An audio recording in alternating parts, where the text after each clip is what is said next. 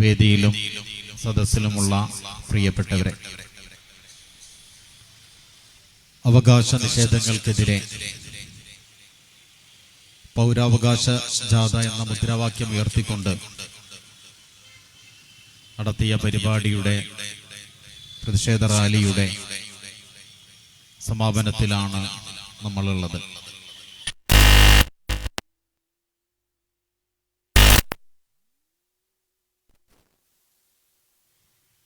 രാജ്യത്തെ പൗരന്മാർക്ക് നൽകിയിട്ടുള്ള അവകാശങ്ങൾ ഓരോന്നായി കവർന്നെടുക്കപ്പെട്ടുകൊണ്ടിരിക്കുന്ന ഒരു പശ്ചാത്തലത്തിലാണ്, ഒരു രാഷ്ട്രീയ സാഹചര്യത്തിലാണ് ഇതേപോലെയുള്ള പ്രതിഷേധങ്ങൾ പാർട്ടി സംഘടിപ്പിച്ചുകൊണ്ടിരിക്കുന്നത്. ജനാധിപത്യത്തിന്റെ പഴുതുകൾ ഉപയോഗിച്ചുകൊണ്ട് അധികാരത്തിൽ വന്ന ഭാരതീയ ജനതാ പാർട്ടി ആ ജനാധിപത്യ സംവിധാനങ്ങളെ ഉപയോഗപ്പെടുത്തിക്കൊണ്ട് തന്നെ ജനാധിപത്യത്തിന്റെ അന്തസത്തയെ തകർക്കുന്ന, അതിൻ്റെ മൂല്യങ്ങളെ നിഷ്കാസനം ചെയ്യുന്ന പ്രവർത്തനങ്ങളാണ് നടത്തിക്കൊണ്ടിരിക്കുന്നത് എന്ന് നമുക്കറിയാം. ഭരണഘടന പിടിച്ചുകൊണ്ട് സത്യം ചെയ്ത് അധികാരത്തിലേറിയ ഭരണകൂടം തന്നെയാണ് അതേ ഭരണഘടന ഉപയോഗപ്പെടുത്തിക്കൊണ്ട് നാളിതുവരെ നമ്മൾ മുന്നോട്ട് വെച്ചിട്ടുള്ള മുഴുവൻ ആദർശങ്ങളെയും ആശയങ്ങളെയും ഈ രാജ്യത്തെ ജനങ്ങളെ പരിഗണിച്ചുകൊണ്ടുള്ള അവകാശങ്ങളെയും ഒക്കെ ഇല്ലായ്മ ചെയ്യുന്നതിന് വേണ്ടിയുള്ള ബോധപൂർവമായ ശ്രമങ്ങൾ നടന്നുകൊണ്ടിരിക്കുന്നത്. ഭരണഘടനയുടെ സംരക്ഷണത്തിനു വേണ്ടി, അതിൻ്റെ നിലനിൽപ്പിനു വേണ്ടി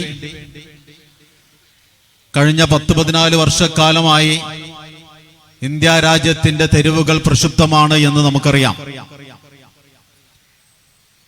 രാജ്യത്തിന്റെ എല്ലാ ഭാഗങ്ങളിലും പ്രദേശങ്ങളിലും സാധാരണ പൗരന്മാരും ബുദ്ധിജീവികളും രാഷ്ട്രീയ നിരീക്ഷകരും ആക്ടിവിസ്റ്റുകളും ഒക്കെ ഈ രാജ്യത്തിന്റെ ഭരണഘടന നിലനിൽക്കണം, അതിനെ സംരക്ഷിക്കാൻ ഈ രാജ്യത്തെ പൗരന്മാർ തെരുവിലിറങ്ങണം എന്ന് നിരന്തരമായി പറഞ്ഞുകൊണ്ടിരിക്കുന്നു. അങ്ങനെ രാജ്യത്തിന്റെ ഭരണഘടന സംരക്ഷിക്കാൻ രാജ്യത്തെ ജനങ്ങൾക്ക് തെരുവിലിറങ്ങേണ്ട ഒരു സാഹചര്യം ഒരുപക്ഷെ ഇന്ത്യയിലല്ലാതെ മറ്റൊരിടത്ത് നമുക്ക് കാണാൻ സാധിക്കില്ല. എന്തുകൊണ്ടാണ് ഭരണഘടനയ്ക്കെതിരെ സംഘപരിവാറും BJPയും രംഗത്ത് വരുന്നത് എന്ന് നമ്മൾ പരിശോധിക്കുമ്പോൾ ഈ രാജ്യത്തെ സാധാരണ ജനങ്ങൾ ഇന്ന് അനുഭവിക്കുന്ന എന്തൊക്കെ അവകാശങ്ങളുണ്ടോ ആ അവകാശങ്ങളൊക്കെ നമുക്ക് ലഭ്യമായിട്ടുള്ളത് ഭരണഘടന നിലവിൽ വന്നതിന് ശേഷമാണ്. ഈ രാജ്യത്ത് സാധാരണ ജനങ്ങൾക്ക് വഴി നടക്കാൻ, അവർക്ക് മാന്യമായ വസ്ത്രം ധരിക്കാൻ, അവർക്ക് മാന്യമായ ഭക്ഷണം കഴിക്കാൻ, അവർക്ക് നല്ല പേരുകൾ പോലും സ്വീകരിക്കാൻ അവർക്ക് അവകാശം കിട്ടിയിട്ടുള്ളത് ഈ ഭരണഘടന നിലവിൽ വന്നതിന് ശേഷമാണ്. അക്ഷരം പഠിക്കാനുള്ള അവകാശം, വിദ്യാലയങ്ങളിൽ പോകാനുള്ള അവകാശം, ഈ രാജ്യത്തിന്റെ പൊതുനിരത്തുകളിലൂടെ പൊതുകിണറ്റിൽ നിന്ന് വെള്ളം കുടിക്കാനുള്ള അവകാശം, അങ്ങനെ ഒരു മനുഷ്യന് പ്രാഥമികമായി ദൈവദത്തമായി ജന്മനാൽ ലഭിക്കുന്ന അവകാശങ്ങൾ പോലും അത് നിയമമായി പരിരക്ഷിക്കപ്പെട്ടത് കൊണ്ടാണ് ഇന്ത്യ രാജ്യത്ത് നിലനിൽക്കുന്നത്. ഈ രാജ്യത്തെ അടിസ്ഥാന ജനവിഭാഗങ്ങൾക്ക്, ദളിതുകളും ആദിവാസികളുമുള്ള പിന്നാക്ക ജനവിഭാഗങ്ങൾക്ക് വിദ്യാലയങ്ങളിൽ പോകുന്നതിന് ഭരണഘടനയുടെ പരിരക്ഷയുണ്ടായത് കൊണ്ടാണ് സാധിച്ചിട്ടുള്ളത്. അങ്ങനെയാണ് സംവരണം ഉണ്ടാകുന്നത്. സർക്കാർ ഉദ്യോഗങ്ങൾ ഈ രാജ്യത്തെ സാധാരണ ജനങ്ങൾക്ക്, അടിച്ചമർത്തപ്പെട്ട ജനവിഭാഗങ്ങൾക്ക് ലഭിക്കുന്നത് അത് ഭരണഘടനയിൽ ഉൾപ്പെടുത്തിയത് കൊണ്ടാണ്, സംവരണമുള്ളത് കൊണ്ടാണ്. അങ്ങനെ ഓരോ സംഭവങ്ങളെടുത്ത് നമ്മൾ പരിശോധിച്ചു നോക്കിയാലും ഈ രാജ്യത്തെ ജനങ്ങൾ പുരോഗതിയിൽ നിന്ന് പുരോഗതിയിലേക്ക് നടന്നു പോയതിന്റെ കാരണം ഭരണഘടനയാണ് എന്ന് നമുക്ക് കാണാൻ സാധിക്കും. ഈ രാജ്യത്തൊരു നിയമ സംവിധാനം നിലനിൽക്കുന്നത്, ഈ രാജ്യത്ത് സുരക്ഷ നിലനിൽക്കുന്നത്, ഭയപ്പെടാതെ ജീവിക്കാൻ കഴിയുന്നത് അത് ഭരണഘടന നിലനിൽക്കുന്നത് കൊണ്ടാണ്. ആ ഭരണഘടനയാണ് RSS മുന്നോട്ട് വെക്കുന്ന, BJP മുന്നോട്ട് വെക്കുന്ന ഹിംസാത്മക ഹിന്ദുത്വ രാഷ്ട്രീയത്തിന് വിലങ്ങ് തടിയായി നിൽക്കുന്നു എന്നുള്ളത് കൊണ്ടാണ് അവർ ഭരണഘടനക്കെതിരായിട്ട് നിലകൊള്ളുന്നത്. ഈ രാജ്യത്തിന്റെ ജനങ്ങൾക്കുള്ള അവകാശങ്ങൾ ഭരണഘടനാപരമായി കിട്ടുന്ന പരിരക്ഷ അതില്ലാതാക്കണമെങ്കിൽ ഈ രാജ്യത്തിന്റെ ഭരണഘടന നിലനിൽക്കണം. ഈ രാജ്യത്ത് വ്യാപകമായി കലാപങ്ങൾ നടത്തി ജനങ്ങളെ ഭയപ്പെടുത്തി അധികാരത്തിൽ വന്ന RSSനും സംഘപരിവാറിനും BJPക്കുമൊക്കെ അതിനെ നിയമപരമായി ചോദ്യം ചെയ്തപ്പോ കോടതികളിൽ പോയപ്പോ പല ആളുകൾക്കും അതിന്റെ പിന്നിൽ അറസ്റ്റ് രേഖ ചെയ്യേണ്ടി വന്നിട്ടുണ്ട്, അവർക്ക് ജയിൽ കിടക്കേണ്ടി വന്നിട്ടുണ്ട്. കാരണം ഈ രാജ്യത്തെ ജനങ്ങൾക്ക് ഒരു പരിരക്ഷ, ഒരു സംരക്ഷണം ഈ ഭരണഘടന നൽകുന്നു. ആ ഭരണഘടനയെ തന്നെ അപകടത്തിലാക്കാൻ നോക്കുന്ന സാഹചര്യത്തിൽ ആ ഭരണഘടനയുടെ സംരക്ഷണത്തിനു വേണ്ടി ഈ രാജ്യത്തെ ജനങ്ങൾ, ഈ രാജ്യത്ത് സൗഹൃദം നിലനിൽക്കണമെന്ന് ആഗ്രഹിക്കുന്ന ജനവിഭാഗങ്ങൾ, ഈ രാജ്യം ഒരു ജനാധിപത്യ സംവിധാനമായി നിലനിൽക്കണമെന്ന് ആഗ്രഹിക്കുന്ന ജനങ്ങൾ, അവരെല്ലാവരും കൂടി ഒരുമിച്ച് നിന്ന് പോരാടേണ്ട ഒരു ഘട്ടത്തിലേക്ക് നമ്മുടെ നാടെത്തിയിരിക്കുന്നു. ദൗർഭാഗ്യകരമെന്ന് പറയട്ടെ, ഈ അപകടകരമായ സ്ഥിതിവിശേഷം ഇന്ത്യ രാജ്യത്ത് നിലനിൽക്കുമ്പോഴും വർഷങ്ങളുടെ പാരമ്പര്യം അവകാശപ്പെടുന്ന, പലപ്പോഴായി രാജ്യത്തിന്റെ ഭരണം കൈയാളിയിട്ടുള്ള ഇവിടുത്തെ മതേതര രാഷ്ട്രീയ പ്രസ്ഥാനങ്ങൾ, പ്രതിപക്ഷ കക്ഷികൾ ഉൾപ്പെടെയുള്ള ജനവിഭാഗങ്ങൾ, രാഷ്ട്രീയ പാർട്ടികൾ എന്ത് സമീപനമാണ് ഈ രാജ്യത്തിന്റെ ഭരണഘടന തകർക്കുന്നതിനായിട്ട് അവരെടുത്തിട്ടുള്ളത് എന്ന് നമ്മൾ പരിശോധിച്ചു നോക്കണം. ഒരു രാഷ്ട്രീയ പ്രസ്ഥാനത്തെയും തെരുവിൽ നമുക്ക് കാണാൻ സാധിക്കുന്നില്ല. രാഷ്ട്രീയമില്ലാത്ത വിദ്യാർത്ഥികൾ രംഗത്തേക്ക് ഇറങ്ങുന്നുണ്ട്, ബഹുജനങ്ങൾ രംഗത്തേക്ക് ഇറങ്ങുന്നുണ്ട്, സാമാന്യ ജനങ്ങൾ രംഗത്തേക്ക് ഇറങ്ങുന്നുണ്ട്. അങ്ങനെ ഭരണഘടനയുടെ സംരക്ഷണത്തിന് വേണ്ടി നമ്മളെ സംരക്ഷിച്ചിരുന്ന, ഇവിടെ കലാപങ്ങൾ ഉണ്ടാകുമ്പോ, അവസരങ്ങൾ നിഷേധിക്കപ്പെടുമ്പോ, നമ്മുടെ മനുഷ്യാവകാശങ്ങൾ ചോദ്യം ചെയ്യപ്പെടുമ്പോ നമ്മളെ സംരക്ഷിച്ചിരുന്ന ആ ഭരണഘടനയെ തകർക്കാൻ വേണ്ടി നോക്കുമ്പോ ആ ഭരണഘടനയുടെ സംരക്ഷണത്തിന് വേണ്ടി തെരുവിൽ പോരാടേണ്ട ഘട്ടമാണിത് എന്ന് ഈ രാജ്യത്തിന്റെ തെരുവുകളിൽ സോഷ്യൽ ഡെമോക്രാറ്റുകൾ ജനതയോട് വിളിച്ചു പറഞ്ഞുകൊണ്ടിരിക്കുന്നു. അങ്ങനെ രാജ്യത്തിന്റെ ഭരണഘടനയുടെ സംരക്ഷണത്തിന് വേണ്ടി പോരാടുന്നതിൽ ഇന്ത്യ രാജ്യത്തെ സോഷ്യൽ ഡെമോക്രാറ്റുകൾ മുൻപന്തിയിൽ ഉണ്ടാകും എന്ന് കഴിഞ്ഞ 17 വർഷമായി പ്രഖ്യാപിച്ചത് കൊണ്ടാണ്, അത്തരം പ്രവർത്തനങ്ങളിൽ ഞങ്ങൾ ഇടപെട്ടത് കൊണ്ടാണ് കഴിഞ്ഞ 3.5 വർഷക്കാലമായി ഈ പാർട്ടിയെയും പാർട്ടി നേതാക്കന്മാരെയും വേട്ടയാടിക്കൊണ്ടിരിക്കുന്നത് എന്ന് നമുക്കറിയാം. ഇന്നലെയാണ് ഞങ്ങളുടെ അഖിലേന്ത്യാ പ്രസിഡന്റിന് ജാമ്യം കിട്ടിയിട്ടുള്ളത്. കഴിഞ്ഞ 10 മാസക്കാലമായി എന്ത് തെറ്റാണ് ചെയ്തത് എന്ന് പോലും അറിയാതെ ഈ രാജ്യത്ത് ഭരണഘടന നൽകിയിട്ടുള്ള വഖഫ് സംരക്ഷണ ബില്ലിനെതിരായിട്ട്, ആ വഖഫ് സ്വത്തുക്കൾ സംരക്ഷിക്കുന്നതിന് വേണ്ടിയിട്ടുള്ള ബില്ലുണ്ടായിരുന്നു. ആ ബില്ല് തകർത്തുകൊണ്ട്, ആ നിയമത്തെ ഇല്ലായ്മ ചെയ്തുകൊണ്ട് പുതിയ നിയമങ്ങൾ പാസാക്കിയിട്ട് വഖഫ് സ്വത്തുക്കൾ കൈയടക്കുന്നതിന് വേണ്ടിയുള്ള ഈ രാജ്യത്തെ സാധാരണ ജനങ്ങൾക്ക്, വിശിഷ്യ മുസ്ലിം ജനവിഭാഗത്തിന് അവരുടെ സാംസ്കാരികപരമായ, വിദ്യാഭ്യാസപരമായ പുരോഗതിക്ക് ഗുണം ചെയ്യുമായിരുന്ന വഖഫ് സ്വത്തുക്കൾ കവർന്നെടുക്കുന്നതിന് വേണ്ടിയുള്ള നിയമം അത് പാർലമെന്റിൽ പാസാക്കി ആ പാസാക്കുന്നതിന് വേണ്ടിയുള്ള ശ്രമങ്ങൾ തുടങ്ങിയപ്പോ ഇന്ത്യയുടെ തെരുവുകളിൽ ശക്തമായ പ്രക്ഷോഭങ്ങൾക്ക് നേതൃത്വം കൊടുത്തു എന്നുള്ളത് കൊണ്ട് ഞങ്ങളുടെ പ്രിയപ്പെട്ട നേതാവിനെ കൊണ്ടുപോയി ജയിലിലിട്ടു. കള്ളപ്പണം വെളുപ്പിക്കുന്ന കേസിന്റെ കാര്യം പറഞ്ഞിട്ട് അത് കോടതിയിൽ തെളിയിക്കാൻ പറ്റാതെ ഡൽഹി ഹൈക്കോടതി അദ്ദേഹത്തിന് ഇന്നലെ ജാമ്യം അനുവദിച്ചു.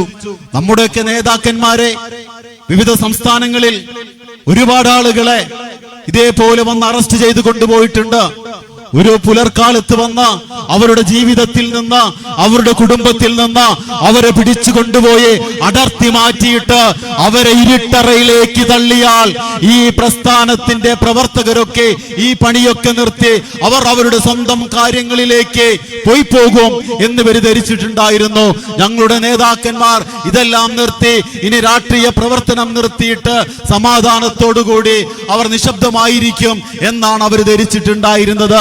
പക്ഷേ ഞങ്ങളുടെ അഖിലേന്ത്യാ പ്രഥമ പ്രസിഡന്റ് ആയിരുന്ന ഈ അബൂബക്കർ സാഹിബ് ഉൾപ്പെടെയുള്ള ഇപ്പോഴത്തെ പ്രസിഡന്റ് MK ഫൈസി ഉൾപ്പെടെയുള്ള ഒരുപാട് നേതാക്കന്മാരെ പിടിച്ചുകൊണ്ടുപോയി ജയിലിലിട്ടിട്ട് ഞങ്ങളെ തകർക്കാൻ പോയിട്ട് 1 മിനിറ്റ് ഞങ്ങളെ തളർത്താൻ പോലും സാധിച്ചിട്ടില്ല എന്ന് ഇന്ത്യയുടെ തെരുവുകൾ കഴിഞ്ഞ 3 വർഷക്കാലമായി സാക്ഷ്യപ്പെടുത്തിക്കൊണ്ടിരിക്കുകയാണ്. അങ്ങനെയൊക്കെ ഒന്ന് ഭയപ്പെടുത്താൻ നോക്കിയാൽ ഭയക്കുന്ന കൂട്ടരല്ല എന്ന് കഴിഞ്ഞ 17 വർഷക്കാലം ഞങ്ങളുടെ പ്രവർത്തനത്തെ കുറിച്ച് പഠിച്ചറിഞ്ഞ് നിങ്ങൾ മനസ്സിലാക്കേണ്ടിയിരുന്നു. മൂർഖൻ പാമ്പിനെ, രാജൻ വെമ്പാലയെ കണ്ട് പേടിക്കാത്ത പിള്ളേരുടെ അടുത്ത് ഓലപ്പാമ്പിനെ കാട്ടിയിട്ട് പേടിക്കാൻ പറഞ്ഞാൽ ആരാടോ പേടിക്കാം. അപ്പൊ അങ്ങനെ ജയിലിലിട്ട്, ഇനി ഞങ്ങളൊക്കെ കുറെ ആളുകളെ കൂടി ജയിലിലിട്ട്, കുറെ ആളുകളെ നാട്ടിലെ സംഘപരിവാറിന്റെ ആളുകളെ വിട്ടിട്ട് അവരെ കൊന്നുകളഞ്ഞാൽ, കേരള ഗവൺമെന്റിലൊക്കെ പ്രത്യേക സ്വാധീനം RSSനുള്ളത് കൊണ്ട്, കാരണം കഴിഞ്ഞ 10 വർഷമായിട്ട് കേരളത്തിന്റെ ആഭ്യന്തര വകുപ്പ് RSSന് പാട്ടത്തിന് കൊടുത്തിരിക്കുകയാണ് എന്നാണല്ലോ നമ്മളൊക്കെ മനസ്സിലാക്കിയിട്ടുള്ളത്. അതാണല്ലോ യാഥാർത്ഥ്യം. അങ്ങനെ പാട്ടത്തിന് കൊടുത്ത് RSSകാർ ഞങ്ങളെയൊക്കെ കുറെ കള്ളക്കേസെടുത്ത് അങ്ങനെ പോലീസ് സ്റ്റേഷനുകളിലും ഒക്കെയായി ഒരുപാട് കേസുകൾ ഉണ്ടായി. നിരന്തരമായിട്ട് കോടതിയൊക്കെ കയറി ഇറങ്ങേണ്ടുന്ന ഒരു സാഹചര്യം വന്നാൽ ഇതൊക്കെ നിർത്തിപ്പോകും എന്ന് നിങ്ങൾ ധരിച്ചിട്ടുണ്ടെങ്കിൽ ചരിത്രത്തെക്കുറിച്ച് നിങ്ങൾക്ക് യാതൊരു ധാരണയുമില്ല എന്നാണ് മനസ്സിലാകുന്നത്. ഈ ലോകത്ത് ഏത് രാജ്യത്തും ഏത് കാലത്തും ജനതയ്ക്ക് ലഭ്യമായിട്ടുള്ള എല്ലാ അവകാശങ്ങളും ഏതെങ്കിലും ഭരണകൂടങ്ങൾ അത് അവരുടെ ഒരു താല്പര്യത്തിനനുസരിച്ച്, അവരുടെ ഔദാര്യത്തിനനുസരിച്ചിട്ട് അങ്ങനെ വെച്ചു കൊടുത്തിട്ടുള്ളതല്ല. ഏത് കാലത്തും അവകാശങ്ങൾക്ക് വേണ്ടി പോരാടി എണ്ണിയാലൊടുങ്ങാത്ത സമര പോരാട്ടങ്ങളിലൂടെ എണ്ണമറ്റ രക്തസാക്ഷികളെ സംഭാവന ചെയ്ത് നൂറ്റാണ്ടുകളുടെ വഴിയിലൂടെ ജനപദങ്ങളുടെ ചോരയിലൂടെ നീന്തി കയറിയാണ് ഏത് കാലത്തും ജനത അവരുടെ അവകാശങ്ങൾ പിടിച്ചു വാങ്ങിയിട്ടുള്ളത്. അവകാശങ്ങൾ ഹനിക്കുമ്പോ അതിനെതിരെ ധീരോദാത്തമായ പോരാട്ടങ്ങൾ സംഘടിപ്പിച്ചിട്ടുള്ളത്. ആ ചരിത്രത്തെക്കുറിച്ച് പഠിച്ചു വന്നവരാണല്ലോ സോഷ്യൽ ഡെമോക്രാറ്റുകൾ. അതുകൊണ്ട് ഞങ്ങളെ ആനപ്പിണ്ടം കാണിച്ചിട്ടൊന്നും പേടിപ്പിക്കാൻ നോക്കല്ലേ. ഈ രാജ്യത്തിന്റെ അവകാശങ്ങൾ ഓരോന്നായിട്ട് കവർന്നെടുക്കപ്പെടുന്നു. ഇവിടെയാണ് നമ്മുടെ സാമ്പ്രദായിക രാഷ്ട്രീയ പ്രസ്ഥാനങ്ങൾ. ഒരു ഭീതിയാണ്. ആരാണ് നാട് ഭരിക്കുന്നത് എന്ന് ചോദിച്ചാൽ ഭയമാണ് ഈ ഇന്ത്യ ഭരിക്കുന്നത് എന്ന് പറയുന്ന ഒരു ഘട്ടം. ഒരു സെലിബ്രിറ്റി തമന്ന എന്ന് പറയുന്ന ഒരു സെലിബ്രിറ്റി ഇവിടെ ഒരു TV അവതാരകൻ ചോദിക്കുകയാണ്, രാഹുൽ ഗാന്ധിയുടെയും അതേപോലെ പ്രധാനമന്ത്രിയുടെയും ഫോട്ടോ കാണിച്ചിട്ട് ഇതിൽ ആരെയാണ് താങ്കൾ നേതാവായിട്ട് അംഗീകരിക്കുന്നത് എന്ന് പറഞ്ഞപ്പോ ആ സ്ത്രീ പോയിട്ട്, ആ സെലിബ്രിറ്റി പോയിട്ട് നരേന്ദ്രമോദിയെ ചൂണ്ടിക്കാണിക്കുകയാണ്, അതിൽ തൊട്ട് കാണിക്കുകയാണ് ആ ഫോട്ടോയില്.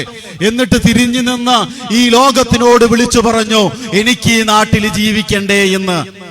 നരേന്ദ്രമോദിക്കെതിരെ പറഞ്ഞാൽ ഈ രാജ്യത്ത് ജീവിക്കാൻ പറ്റില്ല എന്ന് സാധാരണ ജനങ്ങൾ തിരിച്ചറിഞ്ഞ ഒരു സാഹചര്യം. ഇവിടെ BJP അധികാരത്തിൽ വന്നു, വീണ്ടും നരേന്ദ്രമോദി അധികാരത്തിൽ വന്നു, പിന്നെയും നരേന്ദ്രമോദി അധികാരത്തിൽ വന്നു. അതുകൊണ്ട് ഇന്ത്യയിൽ ജനാധിപത്യം ഒന്നും ഉണ്ടാവില്ല. ഇതൊരു ഹിന്ദുത്വ റിപ്പബ്ലിക്കായിട്ട് പ്രഖ്യാപിക്കപ്പെട്ടിരിക്കുന്നു. അതുകൊണ്ട് എല്ലാം സഹിക്കാൻ, എല്ലാം കേട്ടിരിക്കാൻ, എന്ത് പറഞ്ഞാലും അതനുസരിക്കാൻ വിധിക്കപ്പെട്ടവരാണ് എന്ന് കരുതേണ്ടതില്ല. അങ്ങനെ ആരെങ്കിലും കരുതുന്നുണ്ട് എങ്കിൽ അത് നിങ്ങൾ ആ തെറ്റിദ്ധാരണ നിങ്ങൾ മാറ്റിവെച്ചേക്കുക. ഈ രാജ്യം, പ്രഗുമനായ ഒരു ഉറുദു കവി പറഞ്ഞതുപോലെ, ഈ രാജ്യം ഒരാളുടെയും തന്തയുടെ വകയല്ല എന്ന് 10 മുമ്പ് പറഞ്ഞതു തന്നെയാണ് ഞങ്ങൾക്കും പറയാനുള്ളത്. അങ്ങനെ RSSന് അങ്ങനെ തീരെഴുതി കൊടുത്തിട്ടൊന്നുമില്ല. അങ്ങനെ RSSന് ഭയപ്പെട്ട് ജീവിക്കേണ്ട ഒരു ഘട്ടം ഈ രാജ്യത്തുണ്ടായിട്ടില്ല. ഈ രാജ്യത്തെ സാധാരണ ജനങ്ങൾ അവരുടെ വീട്ടിൽ നിന്ന് ഒന്ന് തെരുവിലേക്ക് ഇറങ്ങിയാൽ, ഈ രാജ്യത്തിന്റെ വീർപ്പ് മുട്ടും. വലിയ പ്രക്ഷോഭമൊന്നും വേണ്ട. CAA സമരത്ത് നമ്മളത് കണ്ടതാണ്. ഇവിടുത്തെ സാമ്പ്രദായിക രാഷ്ട്രീയ പ്രസ്ഥാനങ്ങളല്ല CAA സമരം ഡൽഹിയിൽ തുടങ്ങി വെച്ചിട്ടുള്ളത്. ഇവിടുത്തെ മതസംഘടനകളല്ല.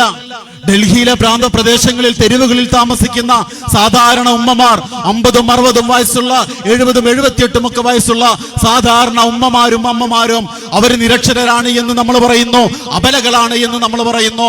ആ സാധാരണ അമ്മമാർ ഉമ്മമാർ അവർക്ക് അവരുടെ വീട് വിട്ട് നാട് വിട്ട് പോകേണ്ടി വരുമെന്ന് അവര് CAA നടപ്പിലാക്കിയാൽ, പൗരത്വ നിയമം കൊണ്ടുവന്നാൽ ഈ നാട് വിട്ട് പോകേണ്ടി വരും, തങ്ങളൊന്നും രാജ്യത്തിന്റെ പൗരന്മാരല്ലാതായിട്ട് മാറും എന്നവര് തിരിച്ചറിഞ്ഞപ്പോ അവരവരുടെ വീടുകളിൽ നിന്നിറങ്ങിയിട്ട് അങ്ങ് ഡൽഹിയിലെ തെരുവുകളിൽ നിൽക്കാൻ തുടങ്ങിയപ്പോ ഭരണകൂടം 68 വയസ്സുള്ള ഒരു ഉമ്മ എണീറ്റ് നിന്നപ്പോ ഇന്ത്യൻ ഭരണകൂടം എങ്ങനെയാണ് അവർക്ക് മുന്നിൽ മുട്ടുകുത്തിയത് എന്ന് നമ്മൾ കണ്ടതാണ്. ആ സമരത്തിനോട് ഈ രാജ്യത്തെ വിദ്യാർത്ഥികൾ ഡൽഹി യൂണിവേഴ്സിറ്റിയിൽ, ജവഹർലാൽ നെഹ്റു യൂണിവേഴ്സിറ്റിയിൽ, അലിഗഡ് യൂണിവേഴ്സിറ്റിയിൽ ഉൾപ്പെടെയുള്ള വിദ്യാർത്ഥികൾ അതിനോട് ഐക്യപ്പെട്ടപ്പോഴാണ് അതിനൊരു മാധ്യമ ശ്രദ്ധ ഉണ്ടാകുന്നത്, അതിനൊരു ലോക ശ്രദ്ധ ആകർഷിക്കുന്നത്. അതിനുശേഷമാണ് സാമ്പ്രദായിക രാഷ്ട്രീയ പ്രസ്ഥാനങ്ങളൊക്കെ ആ പ്രക്ഷോഭവുമായി സഹകരിക്കുന്നത്. അങ്ങനെ ഈ രാജ്യത്തെ ജനങ്ങൾ ഒന്ന് തെരുവിലേക്ക് ഇറങ്ങി നിന്നാൽ ഈ 10-30 കോടി 40 കോടി ജനങ്ങളെ എല്ലാവരെയും വെടിവെച്ച് കൊല്ലാൻ സാധിക്കോ? എല്ലാവരെയും അങ്ങനെ ഏതെങ്കിലും ഒരു ഡിറ്റൻഷൻ ക്യാമ്പിലേക്ക് കൊണ്ടുപോയി ഇടാൻ സാധിക്കോ? അതൊന്നും സാധിക്കില്ല. അങ്ങനെ സാധിക്കുന്ന ഒരു സാഹചര്യം ഇല്ല. പിന്നെ ഈ രാജ്യത്തെ മുഴുവൻ ആളുകളും RSS ആയി, BJP ആയി എന്നാണോ നമ്മൾ ധരിച്ചിട്ടുള്ളത്? അതുകൊണ്ടാണോ നരേന്ദ്രമോദി അധികാരത്തിൽ വന്നു എന്നുള്ളത്? എങ്ങനെയാണ് നരേന്ദ്രമോദി അധികാരത്തിൽ വന്നിട്ടുള്ളത്? കൃത്യമായ പഠനങ്ങൾ ഓരോ ഘട്ടത്തിലും എങ്ങനെയാണ് നരേന്ദ്രമോദി അധികാരത്തിൽ വന്നത് എന്ന് ഇന്ത്യയിലെയും വിദേശത്തെയും രാഷ്ട്രീയ നിരീക്ഷകരും പത്രപ്രവർത്തകരും ഒക്കെ കൃത്യമായ പഠനങ്ങൾ പുറത്തുവിട്ടിട്ടുണ്ട്, വിശകലനങ്ങൾ പുറത്തുവിട്ടിട്ടുണ്ട്. എങ്ങനെയാണ് ആദ്യമായി നരേന്ദ്രമോദി അധികാരത്തിൽ വന്നത്? ആ ഇലക്ഷൻ തുടങ്ങുന്നതിന് മാസങ്ങൾക്ക് മുമ്പ് ഇന്ന് അദ്വാനിയുടെ നരേന്ദ്രമോദിയുടെ ഏറ്റവും നല്ല സുഹൃത്തുക്കളിൽ ഒരാളായ അംബാനിയുടെ റിലയൻസ് ഫോണ് നെറ്റ് ഫ്രീ ആക്കി കൊടുത്തു. പൊതുയോഗങ്ങളിൽ ആളുകൾക്ക് കാര്യങ്ങൾ മനസ്സിലാക്കാൻ പറ്റുന്നതിന് പരിമിതിയുണ്ട്, ആളുകളുമായി സംവദിക്കാൻ പ്രയാസങ്ങളുണ്ട്. പക്ഷേ നെറ്റ് ഒരു മൊബൈൽ നോക്കുന്നത് അത് തിരക്കുള്ള സമയത്തല്ല. ഒരാൾ ഫ്രീ ആയിരിക്കുമ്പോ, അയാളുടെ മനസ്സിലേക്ക് കാര്യം ഗ്രഹിക്കാൻ പറ്റിയിരിക്കുമ്പോ, അയാൾ കൂളായിരിക്കുമ്പോ, സ്വസ്ഥമായിരിക്കുമ്പോ, സമാധാനത്തോടു കൂടി ഇരിക്കുമ്പോഴാണ് ഇതേപോലെയുള്ള സോഷ്യൽ മീഡിയകൾ നോക്കിയിരിക്കുക. ആ സമയത്ത് കൃത്യമായി അവരുടെ വാട്സപ്പ് യൂണിവേഴ്സിറ്റികൾ വഴി, IT സെല്ലുകൾ വഴി 10,000-കണക്കിന് ആളുകൾ തയ്യാറാക്കിയിട്ടുള്ള കടുത്ത വർഗീയത പറയുന്ന, വർഗീയത പരാമർശങ്ങളുള്ള, മറ്റൊന്നും ആലോചിക്കാൻ സമയം കൊടുക്കാതെ ആളുകളുടെ മസ്തിഷ്കത്തിലേക്ക് വർഗീയത അടിച്ചു കയറ്റിയിട്ടാണ്, ഫ്രീ ആയി വർഗീയത അടിച്ചു കയറ്റിയിട്ടാണ് BJPക്ക് ജയിച്ചു വരാൻ പറ്റുന്ന ഒരു സാഹചര്യം ഉണ്ടായത് എന്ന് പറയുന്നു. അതിനുശേഷം നരേന്ദ്രമോദി അധികാരത്തിൽ വരാൻ സാധ്യതയില്ല എന്ന് തിരിച്ചറിഞ്ഞത് RSS ആണ്. കാരണം ഇന്ത്യ രാജ്യത്ത് കൃത്യമായ നെറ്റ്വർക്കുള്ള ഒരു മൂവ്മെന്റ് ആണ്. BJP ഒരിക്കലും അധികാരത്തിൽ വരില്ല എന്ന് അവർക്ക് ബോധ്യപ്പെട്ടതിന്റെ അടിസ്ഥാനത്തിലാണ് രണ്ടാമത് ഇലക്ഷൻ വരുന്നതിന്റെ മാസങ്ങൾക്ക് മുമ്പ് രാജ്യത്ത് നോട്ട് നിരോധിക്കുന്നത്. ആ നോട്ട് നിരോധിക്കുമ്പോൾ സ്വാഭാവികമായും അത് ഈ രാജ്യത്തെ ജനങ്ങൾക്ക് പ്രശ്നങ്ങൾ ഉണ്ടാക്കും, അവരുടെ ജീവിതത്തിൽ അത് വിള്ളലുകൾ ഉണ്ടാക്കും, പ്രതിസന്ധികൾ സൃഷ്ടിക്കും. സ്വാഭാവികമായും ജനങ്ങളുടെ പ്രതിഷേധങ്ങൾ ഉണ്ടാകും, ഇന്ത്യയിലെ രാഷ്ട്രീയ പ്രസ്ഥാനങ്ങളുടെ പ്രതിഷേധങ്ങൾ ഉണ്ടാകും. ആ പ്രതിഷേധങ്ങളെ മറികടക്കാൻ മുമ്പ് ഉപയോഗിച്ച അതേ വർഗീയത തന്നെയാണ് നരേന്ദ്രമോദി വീണ്ടും ഉപയോഗിച്ചത്. ആ നോട്ട് നിരോധിക്കുന്നതിന് കാരണമായിട്ട് പറഞ്ഞൊരു കാരണം, ഈ രാജ്യത്ത് വ്യാപകമായി കള്ളപ്പണമുണ്ട്.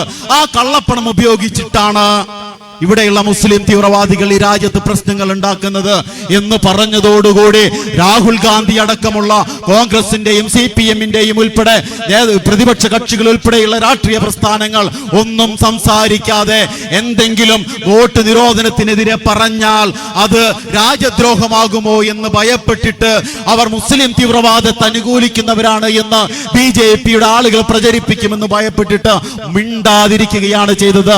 50-ലധികം ആളുകൾ തന്റെ ആയുസിന്റെ അതുവരെയുള്ള കാലങ്ങളിൽ അധ്വാനിച്ച കാശ് ബാങ്കിലിട്ടിട്ട് അതെടുക്കാൻ ക്യൂ നിന്ന് പച്ചവെള്ളം പോലും കുടിക്കാൻ കഴിയാതെ 50-ലധികം ആളുകൾ ഇന്ത്യയുടെ തെരുവുകളിൽ പിടഞ്ഞു വീണ് മരിച്ചത് നമ്മൾ കണ്ടതാണ്. വലിയ പ്രതിസന്ധി അത് ഈ രാജ്യത്തിട്ടുണ്ടാക്കിയിട്ടുണ്ട്. ലക്ഷക്കണക്കിന് ആളുകൾക്ക് തൊഴിൽ നഷ്ടപ്പെട്ടിട്ടുണ്ട്. ഇന്ത്യ ദാരിദ്ര്യത്തിൽ നിന്ന് അതിദാരിദ്ര്യത്തിലേക്ക് കൂപ്പുകുത്തിയതിന്റെ പ്രധാന കാരണങ്ങളിൽ ഒന്ന് വോട്ട് നിരോധനമാണ്. ഇന്നും ഇന്ത്യയിൽ പോഷകാഹാരക്കുറവ് മൂലം മരിക്കുന്ന കുട്ടികളുടെ എണ്ണം കൂടിയിട്ടുണ്ടെങ്കിൽ, ഓരോ ദിവസവും പട്ടിണി കിടക്കുന്ന ആളുകളുടെ എണ്ണം കൂടിയിട്ടുണ്ടെങ്കിൽ അതിന്റെ ഒരേ ഒരു കാരണം ഈ നോട്ട് നിരോധനമാണ് കൊണ്ട് ഇല്ലായ്മ ചെയ്തത് എന്ന് എസ്റ്റീൻ ഫയൽ പുറത്തു വന്നതോടുകൂടി നമുക്ക് മനസ്സിലായിട്ടുണ്ട്. എങ്ങനെയാണ് സാധാ ഒന്ന് നിവർന്നു നിൽക്കാൻ പോലും കെൽപ്പില്ലാത്ത, മാധ്യമങ്ങളുടെ മുന്നിൽ ഒന്നൊന്നും വായ തുറക്കാൻ കെൽപ്പില്ലാത്ത ഇന്ത്യയുടെ പ്രധാനമന്ത്രി എന്തുകൊണ്ടാണ് ഇസ്രായേലിലേക്ക് ഓടിപ്പോയത് എന്ന്, അവിടെ ചെന്ന് കുണുങ്ങി കളിച്ചത് എന്ന് ഒക്കെ ഇപ്പൊ നമുക്ക് കൃത്യമായിട്ട് മനസ്സിലാകുന്നുണ്ട്. അങ്ങനെയുള്ള ഒരു ബ്ലാക്ക് മെയിൽ പൊളിറ്റിക്സ് ആണ് ഇന്ത്യ രാജ്യത്ത് കഴിഞ്ഞ 15 വർഷത്തിലധികമായിട്ട് നടന്നുകൊണ്ടിരിക്കുന്നത്. BJP അധികാരത്തിൽ വന്നപ്പോഴും അതിനു മുമ്പും അവർക്ക് സ്വാധീനമുള്ള ഉദ്യോഗസ്ഥന്മാരെ വെച്ചുകൊണ്ട് അവർക്ക് വേണ്ട ആവശ്യമായ ഫയലുകൾ അവർ വെച്ചു. എന്നിട്ട് ഭീഷണിപ്പെടുത്തി ഭയപ്പെടുത്തിയിട്ടാണ് എല്ലാ പാർട്ടികളിൽ നിന്നും CPM ഉൾപ്പെടെയുള്ള നേതാക്കന്മാര് RSSലേക്ക് പോയി. വലിയ പ്രശ്നങ്ങളുള്ള വലിയ വാർത്തകൾ പുറത്തു വരുമെന്ന് ഭയപ്പെടുന്ന ആളുകൾ അവർ നേരെ BJPയിലേക്ക് പോയി. അത്ര പ്രശ്നമില്ലാത്ത ആളുകൾ ആ പാർട്ടിയിൽ നിന്നിട്ട് BJPക്ക് അനുകൂലമായിട്ട് നിലപാടെടുക്കുന്നു. എന്തുകൊണ്ടാണ്? വഖഫ് ഉൾപ്പെടെയുള്ള വലിയ നിയമങ്ങൾ ഇന്ത്യ രാജ്യത്തെ ന്യൂനപക്ഷങ്ങളെ സംബന്ധിക്കുന്ന വലിയ ബില്ലുകൾ പാർലമെന്റിൽ പാസാക്കിയെടുക്കുമ്പോ മലപ്പുറത്ത് നിന്ന് വിജയിച്ചു വന്നിട്ടുള്ള ആളുകൾ, കേരളത്തിൽ നിന്ന് വിജയിച്ചു വന്നിട്ടുള്ള ഇന്ത്യൻ യൂണിയൻ മുസ്ലിം ലീഗിന്റെ MP-മാര് അങ്ങ് കോഴിക്കോട് ജില്ലയിലെ ബൈപ്പാസ് റോഡിലുള്ള കടവ് റിസോർട്ടിൽ അവർ മീറ്റിംഗ് കൂടുകയായിരുന്നു എന്നുള്ള വാർത്തകൾ പുറത്തു വന്നല്ലോ. ഏതെങ്കിലും ഒരു ലീഗിന്റെ നേതാവിന്റെ ഹൗസ് വാമിങ്ങിനോ വീട് കൂടുന്നതിനോ അതല്ലെങ്കിൽ ഏതെങ്കിലും യൂത്ത് ലീഗുകാരന്റെയോ അല്ലെങ്കിൽ നാട്ടിലെ സമ്പന്നന്റെയോ മകളുടെയോ മകന്റെയോ നിക്കാഹിന് വേണ്ടിയിട്ട് അങ്ങ് ഫ്ലൈറ്റിൽ ഇവിടെ വന്നിരിക്കുന്ന MP-മാര്, കുഞ്ഞാലിക്കുട്ടി ഉൾപ്പെടെയുള്ള ലീഗിന്റെ MP-മാരിൽ നിന്ന് നമ്മൾ മനസ്സിലാക്കേണ്ടത് ഈ രാജ്യത്തെ ന്യൂനപക്ഷങ്ങളെ സാരമായി ബാധിക്കുന്ന, ഈ രാജ്യത്തെ സാധാരണ പൗരന്മാരെ ബാധിക്കുന്ന നിയമങ്ങൾ പാസാക്കിയെടുക്കുമ്പോ അവിടെ പോയി അരുതേ എന്ന് പറയാൻ, അത് പാസാക്കാൻ പറ്റില്ല എന്ന് പറയാനെങ്കിലും അവർക്ക് നട്ടലില്ലാതെ പോയത് ഇതേപോലെയുള്ള കുറെ ഫയലുകൾ പലരുടെയും കയ്യിലുണ്ട് എന്നുള്ളത് കൊണ്ടാണ്. RSSനെതിരെയൊക്കെ വലിയ വാർത്തകൾ പറയുന്ന ഒരു മുഖ്യമന്ത്രിയാണല്ലോ നമുക്കുള്ളത്. അങ്ങ് ബ്രണ്ണൻ കോളേജിൽ RSSകാരുടെ ഊരിപ്പിടിച്ച കത്തികൾക്കിടയിലൂടെ വാളുകൾക്കിടയിലൂടെ നടന്നു എന്ന് പറയുന്ന ഒരു പിണറായി ഉണ്ടല്ലോ, ഒരു മുഖ്യമന്ത്രി. എവിടെ പോയി? എനിക്ക് തോന്നുന്നത് അത് ഗോൾവാക്കറുടെ ബർത്ത്ഡേയുടെ കേക്ക് മുറിക്കാനാണ് ആ ചങ്ങായി വാള് പിടിച്ചതിന്റെ ഇടയിൽ കൂടെ പോയത് എന്നാ തോന്നണത്. അങ്ങനെയൊക്കെ വലിയ വർത്തമാനം പറയും. കേരളത്തിൽ നിന്നിട്ടല്ല കേട്ടോ, കേരളത്തിന് പുറത്തു പോയിട്ട് അങ്ങനെയൊക്കെ പറയുന്ന ആൾ, RSSനെതിരെ കൃത്യമായിട്ട് നിലപാടെടുക്കുന്ന ആൾ ഇപ്പോൾ എന്തുകൊണ്ട് നിശബ്ദമായി പോകുന്നു എന്നുള്ളത് നമ്മൾ ഈ ഒരു രാഷ്ട്രീയ സാഹചര്യം വെച്ചിട്ട്, ഈ ബ്ലാക്ക് മെയിൽ പൊളിറ്റിക്സ് വെച്ചിട്ട് നമ്മൾ മനസ്സിലാക്കണം. കോൺഗ്രസിന്റെ നേതാക്കന്മാർ കുറച്ചെങ്കിലും കാര്യങ്ങൾ എന്തെങ്കിലും ഒന്ന് പറയാൻ പറ്റുന്ന 2 നേതാക്കന്മാരെ കോൺഗ്രസിനുള്ളൂ. ഒന്ന് രാഹുൽ ഗാന്ധിയും മറ്റൊന്ന് ഖാർഗെയും. അവരല്ലാതെ വേറെ ആരാ BJPനെ കുറിച്ച് പറയുന്നത്? അവരല്ലാതെ വേറെ ആരാ നരേന്ദ്രമോദിയെ കുറിച്ച് പറയുന്നത്? RSSനെ കുറിച്ച് പറയുന്നത്? ഒരാൾക്കും പറയാൻ കഴിയുന്നില്ല. എത്രമേൽ എന്ന് ചോദിച്ചാൽ കോൺഗ്രസിന്റെ തീ പാറുന്ന വനിതാ നേതാവ് എന്നും ഇന്ദിരാഗാന്ധിയുടേത് പോലുള്ള ഉരുക്ക് വനിതയാണ് എന്ന് പറയുന്ന പ്രിയങ്കയ്ക്ക് പോലും BJPക്കെതിരെ കടുത്തൊരു നിലപാടെടുക്കാൻ സാധിക്കാത്തതിന്റെ പിന്നിൽ എസ്റ്റീൻ ഫയൽ പോലെയുള്ള ഒരുപാട് ഫയലുണ്ട്. നമ്മുടെ ഇന്ത്യ രാജ്യത്തിന്റെ പ്രധാനമന്ത്രി മറ്റ് രാജ്യങ്ങളിലേക്ക് പോയിട്ട് ഒരു കോമാളിയെ പോലെ നടക്കുന്നതിന്റെ പിന്നിലും പുറത്തു വരാനിരിക്കുന്ന ഫയലുകളെ പേടിച്ചിട്ടാണ് എന്ന് ആളുകൾക്കറിയാം. ഇന്നത് ക്ലിയർ ആണ്, ആളുകൾക്ക് മനസ്സിലാകും. എത്ര തവണയാണ് ലാവ്ലിൻ കേസ് മാറ്റിവെച്ചിട്ടുള്ളത്? നിങ്ങൾ വിചാരിക്കുന്നുണ്ടോ ഇതൊന്നും ഇന്ത്യയിൽ നടക്കില്ല എന്ന്? ഈ BJPക്കാരെ കൊണ്ടുവന്നിട്ട് വോട്ട് ചെയ്യിക്കാൻ കഴിയില്ല എന്ന്? ഇങ്ങനെയാണ് നമ്മുടെ തിരുവനന്തപുരം കോർപ്പറേഷൻ BJPക്ക് കൊണ്ടുകൊടുത്തത്. CPM ഇവിടുത്തെ ഭരണകൂടം അറിയാതെ നടക്കാൻ സാധ്യതയില്ലേ? നമുക്കറിയാം. കാരണം CPMന് ഏറ്റവും കൂടുതൽ സർക്കാർ ഉദ്യോഗസ്ഥന്മാരുള്ള സംവിധാനമാണ് CPMന്റേത്. ഗവൺമെന്റ് ഉദ്യോഗസ്ഥന്മാരുടെ സംഘടന CPMന്റേതാണ്. ഈ BLOമാരായിട്ട് തെരഞ്ഞെടുപ്പ് കമ്മീഷന്മാരുടെ ഓഫീസർമാരായിട്ടൊക്കെ പോകുന്ന ഇവരാണ്. അവിടെ ആം ആദ്മി നേതാവ് അവിടെ മത്സരിക്കാൻ തയ്യാറായിട്ട് അവരുടെ വാർഡിൽ പോയിട്ട് വോട്ടർ പട്ടിക നോക്കിയിട്ട് പേരിങ്ങനെ ചോദിക്കുമ്പോ ഓരോ വീട്ടിലും 4-5 ആളുകൾ കൂടുതൽ വോട്ടർ പട്ടികയിൽ. ഇതാരാണ്? ഞങ്ങൾക്കറിയില്ല. വീട്ടുകാർ പറയുന്നു ഞങ്ങൾക്കറിയില്ല. പത്രസമ്മേളനം നടത്തി. എന്തുണ്ടായി കേരളത്തിൽ? നോക്കൂ നിങ്ങൾ. BJP ജയിച്ചു വന്ന പ്രദേശങ്ങളിൽ, തിരുവനന്തപുരം കോർപ്പറേഷനിൽ അവിടെയുള്ള വോട്ടിന്റെ എണ്ണം, വോട്ടർമാരുടെ എണ്ണം ഓരോ വാർഡിലും വോട്ടർമാരുടെ എണ്ണം 3000 മുതൽ 4000, മാക്സിമം 4500. കാരണം BJP ജയിച്ചു വരാൻ സാധ്യതയുള്ള, BJPക്ക് സ്വാധീനമുള്ള പ്രദേശങ്ങളിൽ വോട്ടർമാരുടെ എണ്ണം ചുരുക്കി കൂടുതൽ കൗൺസിലർമാരുണ്ടാക്കുന്ന ഒരു സംവിധാനത്തിലേക്ക് കൊണ്ടുവന്നു. RSSന് BJPക്ക് ഒരിക്കലും വോട്ട് ചെയ്യാത്ത 2 ജനവിഭാഗങ്ങളുണ്ട് തിരുവനന്തപുരം കോർപ്പറേഷനിൽ. ഒന്ന് ലത്തീൻ കത്തോലിക്കര്. കേരളത്തിൽ സവർണ ക്രിസ്ത്യാനികളൊക്കെ RSSന്റെ കാൽ കീഴിൽ പോയി ഏത്തമിട്ട് കിടന്നപ്പോഴും കൃത്യമായി നിലപാടെടുത്തിട്ടുള്ള ലത്തീൻ കത്തോലിക്ക സമൂഹം. അവർ തിങ്ങിപ്പാർക്കുന്ന പ്രദേശങ്ങളിൽ, അതേപോലെ മുസ്ലിങ്ങൾ തിങ്ങി താമസിക്കുന്ന പ്രദേശം ഭീമാ പള്ളി, പൂന്തുറ, പോലെ വള്ളക്കട് പോലെയുള്ള പ്രദേശങ്ങളിൽ അവിടെ 20-ന് 15,000-ഉം 18,000 വോട്ടർമാർക്ക് ഒരു കൗൺസിലർ, 22,000 വോട്ടർമാർക്ക് ഒരു കൗൺസിലർ, അവിടെ 3,000-ഉം 4,000-ഉം ആയാൽ അവിടെ നിന്ന് ലത്തിൻ കത്തോലിക്കര് കൂടുതലായിട്ട് ജയിച്ചു വരും, അവിടെ നിന്ന് മുസ്ലിം മതവിഭാഗത്തിൽപ്പെട്ട ആളുകൾ ജയിച്ചു വരും. അവരൊരിക്കലും BJPക്ക് സപ്പോർട്ട് ചെയ്യില്ല. അവർ കോൺഗ്രസിന്റെയോ CPM-ന്റെയോ ആളുകൾ മേയർ സ്ഥാനാർത്ഥി സപ്പോർട്ട് ചെയ്താൽ BJPക്ക് ജയിച്ചു വരാൻ കഴിയില്ല എന്നുള്ളത് കൊണ്ട് അവർക്ക് അനുകൂലമാകുന്ന ഒരു സ്ഥിതി എവിടെ നടന്നു? കേരളത്തിൽ നടന്നു. എവിടെ നടന്നു? കേരളത്തിലെ തിരുവനന്തപുരത്ത് നടന്നു. ഏത് തിരുവനന്തപുരം? നമ്മുടെ ഭരണസിരാ കേന്ദ്രം AKG സെന്റർ നിലനിൽക്കുന്ന തിരുവനന്തപുരം കോർപ്പറേഷൻ, CPIയുടെ ഓഫീസ് നിലനിൽക്കുന്ന, കോൺഗ്രസിന്റെ അഖില സംസ്ഥാന കമ്മിറ്റി ഓഫീസ് നിലനിൽക്കുന്ന, KPCC ഭവൻ, ഇന്ദിരാഭവൻ നിലനിൽക്കുന്ന കോർപ്പറേഷനിൽ ഇത് നടക്കുമെങ്കിൽ ഇത് കൃത്യമായിട്ട് ഇന്ത്യയിൽ എവിടെയും നടക്കും. മാത്രമല്ല 2024-ലെ തെരഞ്ഞെടുപ്പ് കഴിഞ്ഞപ്പോ കണക്കുകൾ പുറത്തു വന്നത് എങ്ങനെയാണ്? ഒരു ഇലക്ഷൻ കഴിഞ്ഞാൽ ആദ്യം പ്രാഥമിക റിപ്പോർട്ട് പുറത്തുവിടും, പ്രഥമ റിപ്പോർട്ട് തെരഞ്ഞെടുപ്പ് കമ്മീഷൻ റിപ്പോർട്ട് പുറത്തുവിടും. പിന്നെ എല്ലാ ബൂത്തിലെയും കണക്കുകൾ കിട്ടി അതെല്ലാം വെരിഫൈ ചെയ്തതിനു ശേഷം അന്തിമ റിപ്പോർട്ടും പുറത്തുവിടും. ഈ അന്തിമ റിപ്പോർട്ട് പുറത്തുവിടാൻ കഴിഞ്ഞ തെരഞ്ഞെടുപ്പിൽ 2, 3, 4, 7 ദിവസം എടുത്തു. മഹാരാഷ്ട്രയിൽ നിന്ന് ആദ്യം വന്ന വാർത്തകൾ ഇന്ത്യ സഖ്യത്തിന് അനുകൂലമാണ്. പിന്നെ പ്രഖ്യാപനം നിന്നുപോയി. മണിക്കൂറുകൾ കഴിഞ്ഞിട്ടാണ് പിന്നെ പ്രഖ്യാപനം വരുന്നത്. ആര് ചെയ്തു? ആർക്ക് വേണ്ടി ചെയ്തു? തിരഞ്ഞെടുപ്പ് കമ്മീഷൻ ചെയ്തു. ആർക്ക് വേണ്ടി? BJPക്ക് വേണ്ടി. എന്താ മഹാരാഷ്ട്രയുടെ പ്രത്യേകത? ഇന്ത്യയുടെ ക്യാപിറ്റൽ സിറ്റിയാണ് ബോംബെ. ഇന്ത്യയുടെ സാമ്പത്തിക സിറ്റിയാണ്, സംസ്ഥാനമാണ്, സാമ്പത്തിക സംസ്ഥാനമാണ്, തലസ്ഥാനമാണ്, ഫിനാൻഷ്യൽ ക്യാപിറ്റലാണ് മുംബൈ. അത് BJPക്ക് അനുകൂലമായിട്ട് വേണം. അവർക്ക് വലിയ പ്രശ്നങ്ങളൊന്നുമില്ലാത്ത കർണാടക ജയിച്ചോട്ടെ, കോൺഗ്രസ് ജയിച്ചോട്ടെ, ഞങ്ങൾക്ക് പ്രശ്നമൊന്നുമില്ല. കേരളത്തിൽ വേണ്ട. പക്ഷെ ഹരിയാനയിൽ അവർ വേണം. ഹരിയാനയിൽ എന്താ? കർഷക സമരത്തില് ഒരുപാട് ആളുകൾ, ഏറ്റവും കൂടുതൽ ആളുണ്ടായിരുന്നു അവിടെയാണ്. ആ ഹരിയാനയിലെ ജനങ്ങൾ അവരിന് കർഷക സമരത്തിനെതിരായി ഗവൺമെന്റ് പറഞ്ഞ കാര്യങ്ങൾ നടപ്പിലാക്കിയിട്ടില്ല എന്ന് പറഞ്ഞാൽ അവര് ഹരിയാനയിലെ ജനങ്ങൾ സമരത്തിന് വന്നാൽ അവരടിച്ചൊതുക്കാൻ, അവരെ വെടിവെക്കാൻ അവിടെ BJPയുടെ ഗവൺമെന്റ് വേണം. അവർക്ക് വേണ്ട, അനിവാര്യമായും വേണ്ട സ്ഥലങ്ങളിൽ അവർ ജയിക്കുന്നതിന് വേണ്ടിയുള്ള സംവിധാനങ്ങൾ ഒരുക്കി. നരേന്ദ്രമോദി മത്സരിച്ചിട്ട് റിസൾട്ട് വന്നപ്പോഴാ ആദ്യത്തെ റിസൾട്ടുകൾ നരേന്ദ്രമോദിയുടെ വോട്ട് കുറഞ്ഞുകൊണ്ടിരിക്കുന്നു എന്നും തൊട്ടടുത്ത സ്ഥാനാർത്ഥി കയറിക്കൊണ്ടിരിക്കുന്നു, ഭൂരിപക്ഷം കൂടിക്കൊണ്ടിരിക്കുന്നു എന്ന വാർത്തകൾ വന്നപ്പോ അതും സ്റ്റോപ്പ് ചെയ്തു. ഇതിനേക്കാളൊക്കെ രസമുള്ള സംഗതി എന്താണെന്നറിയോ? തമിഴ്നാട്ടില് ഇലക്ഷന്റെ പ്രാഥമിക റിപ്പോർട്ട് വന്നപ്പോ BJPക്ക് 7.5% വോട്ടിന്റെ വളർച്ച. അപ്പൊ നമ്മളൊക്കെ എന്താ വിചാരിക്കുക? സ്വാഭാവികമായിട്ടും 5 വർഷം കൂടുമ്പോ കേന്ദ്രം ഭരിക്കുന്ന ഒരു പാർട്ടിയാണ്. അവരുടെ സേവന പ്രവർത്തനങ്ങളൊക്കെ കണ്ട് ജനങ്ങൾക്കുള്ള ഗുണകരമായ പ്രവർത്തനങ്ങൾ കണ്ടിട്ട് അതിൽ ജനങ്ങൾ ആകൃഷ്ടരാകും. ഒരു സ്വാഭാവികമായ വളർച്ചയാണെന്ന് വിചാരിക്കും.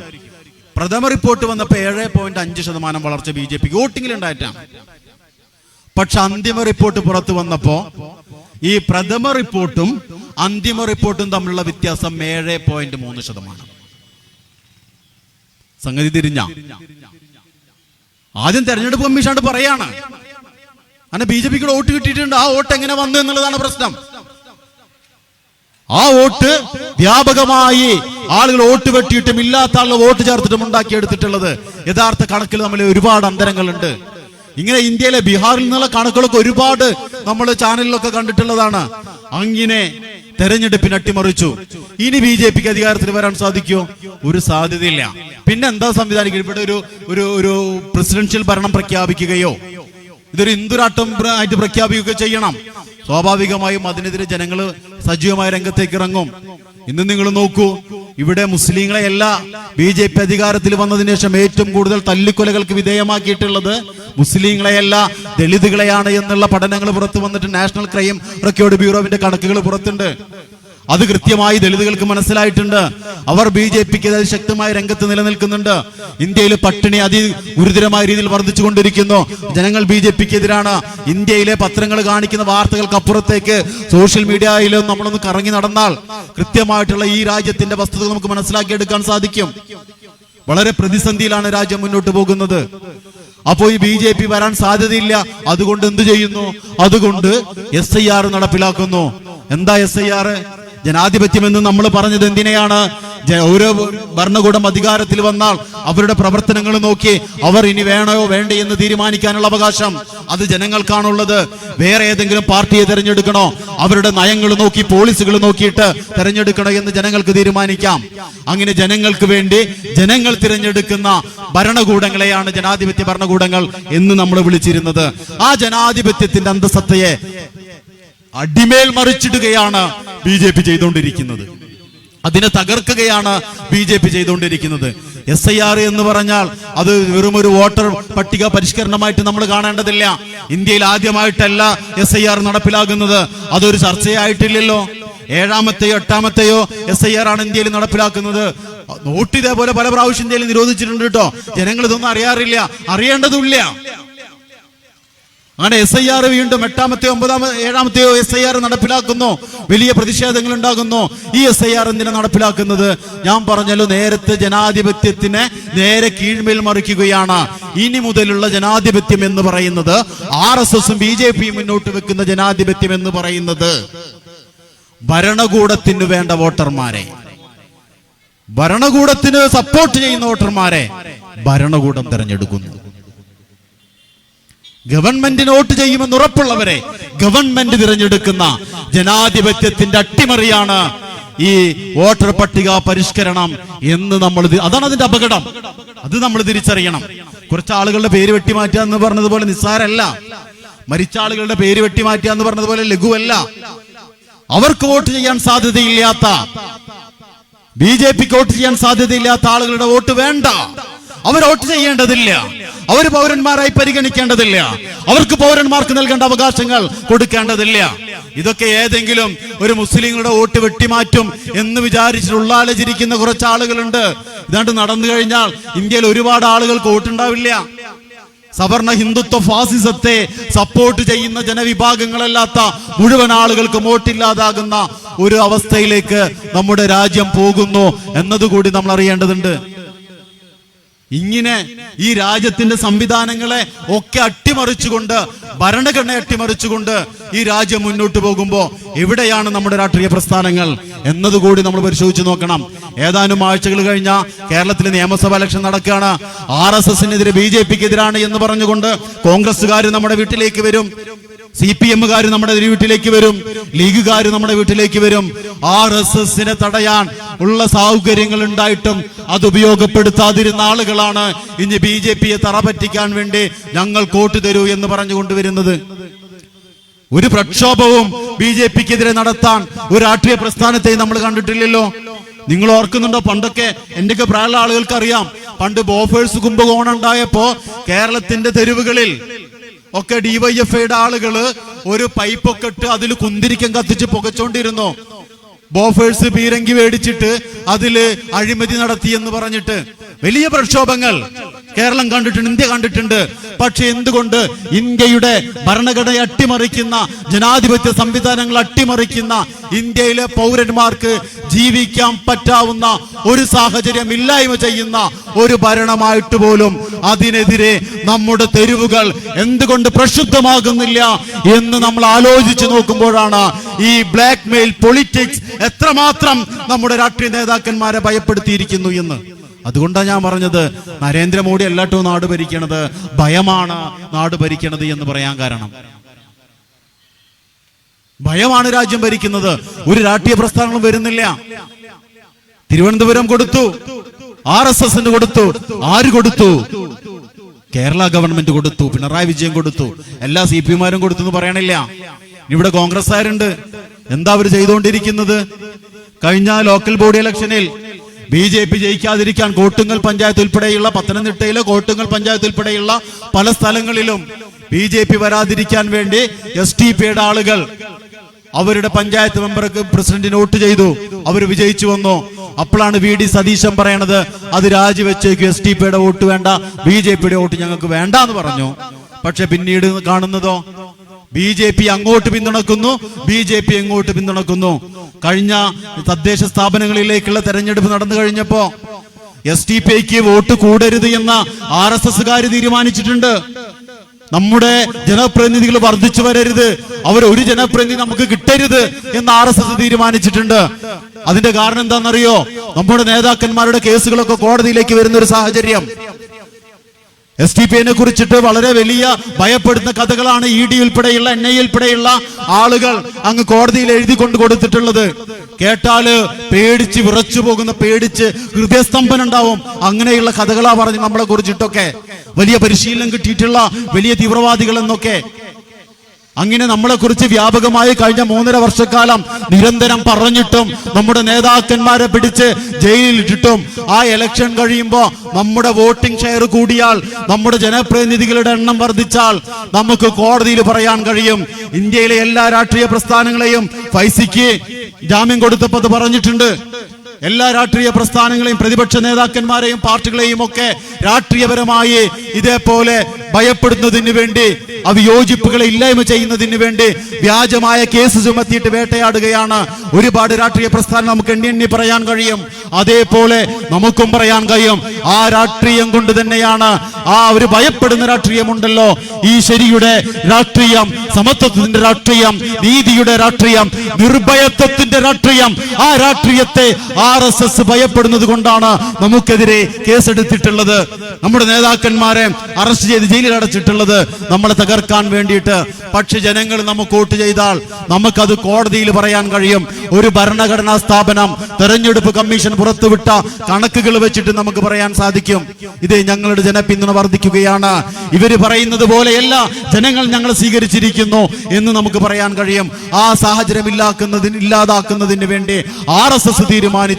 പക്ഷേ RSSനേക്കാൾ നമ്മൾ ജയിക്കാതിരിക്കുന്നതിന് വേണ്ടി പണിയെടുത്തിട്ടുള്ള അവരുടെ സ്ഥാനാർത്ഥികൾ ജയിക്കുന്നതിനേക്കാൾ SDPയുടെ ആളുകൾ ജയിക്കരുത് എന്ന് തീരുമാനിച്ചുകൊണ്ട് പണിയെടുത്ത രാഷ്ട്രീയ പാർട്ടിയുടെ പേരാണ് ഇന്ത്യൻ യൂണിയൻ മുസ്ലിം ലീഗ് എന്നതുകൂടി നമ്മൾ അറിയണം. പ്രിയപ്പെട്ടവരെ, നിങ്ങൾ തിരിച്ചറിയുക, ഞങ്ങളെ ദ്രോഹിച്ചവരെയും ഞങ്ങളെ സ്നേഹിച്ചവരുടെയും മുഖം ഞങ്ങൾക്കൊരിക്കലും തെറ്റിപ്പോകാറില്ല എന്നത് അടിവരയിട്ട് നിങ്ങൾ മനസ്സിലാക്കി വെച്ചേക്കുക. വളരെ ശക്തമായിട്ട് അവർ പണിയെടുത്തു, കോൺഗ്രസ് പണിയെടുത്തു. SDPI ചില സ്ഥലങ്ങളിൽ തോറ്റു, നമ്മുടെ ജനപ്രതിനിധികൾ, വിജയിച്ച ജനപ്രതിനിധികൾ. അവിടെ SDPയുടെ വോട്ട് കുറഞ്ഞിട്ടില്ല, SDPയുടെ വോട്ട് അവിടെയും കൂടി. പക്ഷെ 3-ാം സ്ഥാനത്തുണ്ടായിരുന്ന ആളുകൾ, 2-ാം സ്ഥാനത്തുണ്ടായിരുന്ന ആളുകൾക്ക് വോട്ട് ചെയ്തപ്പോ അത് CPM-ഉം BJP-യും ലീഗും കൂടി കോൺഗ്രസിന് ചെയ്തിട്ടുണ്ട്, കോൺഗ്രസും BJP-യും കൂടിയിട്ട് ലീഗും കൂടി CPM-ന് ചെയ്തിട്ടുണ്ട്. അങ്ങനെ നമ്മളെ കേരളത്തിന്റെ രാഷ്ട്രീയ ഭൂപടത്തിൽ നിന്ന് ഇല്ലായ്മ ചെയ്യുന്നതിന് വേണ്ടി എല്ലാ അണ്ടനും മടകോടനും ഉൾപ്പെടെയുള്ള എല്ലാതും, മുള്ളു, മുരുക്ക്, കാഞ്ഞിരക്കുറ്റി എന്നൊക്കെ ഞങ്ങളുടെ ഒരു പ്രയോഗമുണ്ട്, എല്ലാവരും കൂടി എന്നുള്ളതിന് പറയുന്ന പ്രയോഗമാണ്. അങ്ങനെ എല്ലാവരും കൂടി ഒരു കൊടുങ്കാറ്റ് പോലെ സോഷ്യൽ ഡെമോക്രാറ്റിക് പാർട്ടി ഓഫ് ഇന്ത്യയുടെ നേരെ ആഞ്ഞടിച്ചപ്പോ സ്വാഭാവികമായും നമ്മൾ മീറ്ററുകളോളം ദൂരെ പോയി വീഴണമായിരുന്നു. പക്ഷേ നിൽക്കുന്ന നിൽപ്പിൽ നിന്ന് ഒരടി പോലും ചലിപ്പിക്കാൻ കഴിയാതെ 102 എന്നത് 102ആയി ഞങ്ങൾ നിലനിർത്തി. കണ്ണൂരിൽപ്പെടെയുള്ള, തലശ്ശേരിയിൽപ്പെടെയുള്ള, പൊന്നാണിയിൽപ്പെടെയുള്ള പല പ്രദേശങ്ങളിലും ഞങ്ങളുടെ സോഷ്യൽ ഡെമോക്രാറ്റുകൾ ജയിച്ചു വന്നു. വോട്ടോ 1400 ചില്ലാനം വാർഡുകളിൽ നമ്മൾ മത്സരിച്ചിട്ട് ഈ എല്ലാ ആളുകളും ഒരേപോലെ ഞങ്ങൾക്കെതിരെ വന്നിട്ടും 4 ലക്ഷത്തിലധികം വോട്ട് വർദ്ധിപ്പിച്ചുകൊണ്ട് കേരളത്തിന്റെ രാഷ്ട്രീയത്തിൽ നിങ്ങൾക്ക് തകർക്കാൻ പറ്റാത്ത ഒന്നേയുള്ളൂ, അത് സോഷ്യൽ ഡെമോക്രാറ്റിക് പാർട്ടി ഓഫ് ഇന്ത്യയാണ് എന്ന് ഞങ്ങൾ വീണ്ടും തെളിയിച്ചു. എല്ലാവരും കൂടി ഒരുമിച്ച് വന്നിട്ട് ഇവര് പറഞ്ഞെന്താണെന്നറിയോ? SDPയുടെ വോട്ട് വേണ്ട. സ്വാഭാവികമായും എന്തിനാ നമ്മൾ പാർട്ടി തുടങ്ങിയത്? ചില സാധുക്കളൊക്കെ വിചാരിച്ചിട്ടുള്ളതേ SDPI പാർട്ടി തുടങ്ങിയത് BJPനെ ജയിപ്പിക്കാതിരിക്കാൻ വേണ്ടിയിട്ടാണ്. അതിനിപ്പോ പാർട്ടിയൊന്നും വേണ്ടല്ലോ, വോട്ട് ചെയ്താ പോരെ. അപ്പൊ അങ്ങനെ ആർക്കെങ്കിലും ഒരു ധാരണ ഉണ്ടെങ്കിൽ BJPനെ തോൽപ്പിക്കാനാണ് SDPI ഉണ്ടാക്കിയത് എന്ന് ആരെങ്കിലും തെറ്റിദ്ധരിച്ചിട്ടുണ്ടെങ്കിൽ അത് തിരുത്തിക്കോ. ഞങ്ങൾ അതിനു വേണ്ടി ഉണ്ടാക്കിയിട്ടുള്ളതല്ല. പക്ഷേ ചില സാഹചര്യങ്ങളിൽ അവർ തോൽക്കേണ്ടതുണ്ട് എങ്കിൽ അവരെയും തോൽപ്പിക്കും, മറ്റു പലരെയും ഞങ്ങൾ തോൽപ്പിക്കും. അത് അങ്ങനെ തിരിച്ചറിഞ്ഞാൽ മതി. പിന്നെ ഞങ്ങൾ എന്തിനാ വേണ്ടി ഉണ്ടാക്കിയത്? പ്രിയപ്പെട്ട സുഹൃത്തേ, ഈ പാർട്ടി രൂപീകരിച്ചിട്ടുള്ളത് ഞങ്ങളുടെ ജീവനും രക്തവും കൊടുത്ത് കണ്ണിലെ കൃഷ്ണമണി പോലെ ഈ പാർട്ടിയെ കാത്തു സൂക്ഷിക്കുന്നത് ഇന്ത്യ ഭരിക്കാൻ വേണ്ടിയിട്ടാണ്. ഇന്ത്യ ഭരിക്കാൻ വേണ്ടി ഉണ്ടാക്കിയ പാർട്ടിയാണ് Social Democratic Party of India. Keralam ഭരിക്കാൻ വേണ്ടി ഉണ്ടാക്കിയ പാർട്ടിയാണ്. എന്തിനാ ഞങ്ങൾ ഭരിക്കുന്നത്? ഈ രാജ്യത്ത് വിശക്കുന്ന കുട്ടികൾ ഉണ്ടാകരുത്, വിശക്കുന്ന മനുഷ്യരുണ്ടാകരുത്, ഭയപ്പെടുന്ന ആളുകൾ ഉണ്ടാകരുത്. കാശ്മീർ മുതൽ ഇങ്ങ് കന്യാകുമാരി വരെ RSSനെ ഭയപ്പെടാതെ, യാതൊന്നിനെയും ഭയപ്പെടാതെ, ജനാധിപത്യത്തിന്റെ എല്ലാ നന്മകളെയും ആസ്വദിച്ചും അനുഭവിച്ചും വളരാൻ പറ്റുന്ന ഒരു രാഷ്ട്രീയ സാഹചര്യം ഇന്ത്യ രാജ്യത്തുണ്ടാകണം എന്നതുകൊണ്ടാണ് Social Democratic Party of India ഉണ്ടാക്കിയിട്ടുള്ളത്. ആർക്കെങ്കിലും സംശയം ഉണ്ടെങ്കിൽ തിരുത്തിക്കും. ഇത് എളുപ്പമല്ല എന്ന് ഞങ്ങൾക്കറിയാം. ഇതിനു വേണ്ടി ഞങ്ങൾ മുന്നോട്ട് പോകുമ്പോൾ തടസ്സങ്ങൾ ഉണ്ടാകും. ആ തടസ്സങ്ങൾ നമ്മൾ കണ്ടുകൊണ്ടിരിക്കുകയാണ്. ഞങ്ങളെ തീവ്രവാദികൾ എന്ന് പറയും, ഭീകരവാദികൾ എന്ന് പറയും, ജയിലിലിടും. ഞങ്ങളുടെ പ്രവർത്തകരെ തല്ലാം, കൊല്ലാം, ജയിലിലിടാം. ഇതൊക്കെ സംഭവിക്കാം. വലിയ പ്രതിസന്ധികൾ ഉണ്ടാക്കാം. ഇതൊക്കെ ശരിയാണ്. പക്ഷേ ഞങ്ങൾ സോഷ്യൽ ഡെമോക്രാറ്റുകൾ ഞങ്ങൾ വിശ്രമിക്കാൻ സമയമായിട്ടില്ല എന്ന് തിരിച്ചറിയുന്നവരാണ്. എന്നാ നമ്മളൊക്കെ ഒന്ന് വിശ്രമിക്കുക? ഞങ്ങൾ തീരുമാനിക്കും.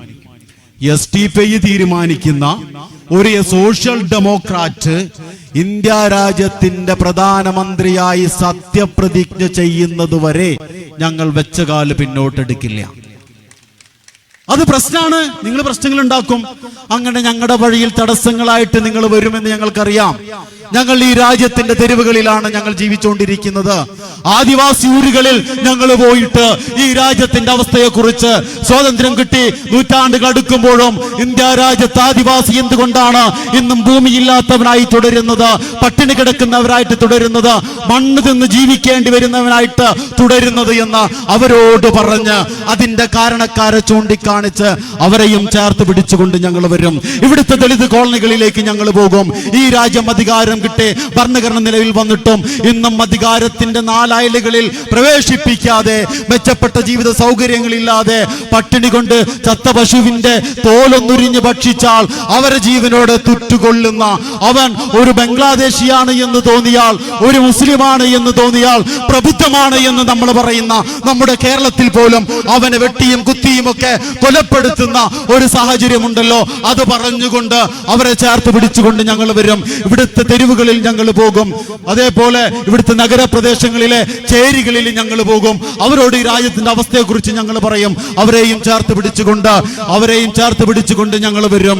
ആദിവാസി ഊരുകളിൽ നിന്ന്, ദളിത് കോളനികളിൽ നിന്ന്, തെരുവുകളിൽ നിന്ന്, അങ്ങാടികളിൽ നിന്ന്, ഗ്രാമപ്രദേശങ്ങളിൽ നിന്ന്, നടവഴികളിലൂടെ ഞങ്ങൾ വരും. ഈ മനുഷ്യരെ ചേർത്ത് പിടിച്ചുകൊണ്ട്, നമ്മളൊന്നാണ് എന്ന് പറഞ്ഞുകൊണ്ട്, രക്തബന്ധുക്കളാണ് എന്ന് പറഞ്ഞുകൊണ്ട് നടവഴികളിലൂടെ ഞങ്ങൾ വരും. നടവഴികളിൽ നിന്ന് ഇടവഴികളിലേക്ക്, ഇടവഴികളിൽ നിന്ന് പൊതുനിരത്തുകളിലേക്ക്, പൊതുനിരത്തിൽ നിന്ന് ഹൈവേകളിലേക്ക് ഈ ജനങ്ങളുമായി ഞങ്ങൾ മാർച്ച് ചെയ്യും. അങ്ങ് ഡൽഹിയിലെത്തി ഈ രാജ്യത്ത് സോഷ്യൽ ഡെമോക്രാറ്റ് പ്രധാനമന്ത്രിയായി വാഴിച്ചാലല്ലാതെ ഞങ്ങൾ തിരിഞ്ഞു നടക്കില്ല.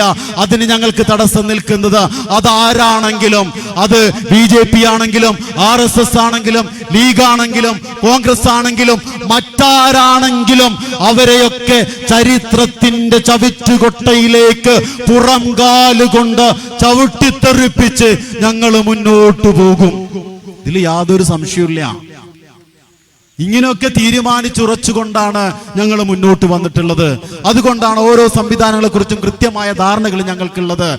ഈ രാജ്യത്തിന്റെ ഫോറിൻ പോളിസി എന്തായിരിക്കണമെന്ന്, ഈ രാജ്യത്തിന്റെ വിദ്യാഭ്യാസം എന്തായിരിക്കണമെന്ന്, ഈ രാജ്യത്തിന്റെ സാമ്പത്തിക സാഹചര്യം, കർഷകരുടെ നിലപാട് എന്തായിരിക്കണമെന്ന്, സ്ത്രീകളോടുള്ള, ട്രാൻസ്ജെൻഡറിനോടുള്ള, ഭാഷാ ന്യൂനപക്ഷങ്ങളോടുള്ള, തൊഴിലാളികളോടുള്ള സമീപനം എന്തായിരിക്കണം എന്ന് കൃത്യമായ കാഴ്ചപ്പാട് ഞങ്ങൾക്കുള്ളത്.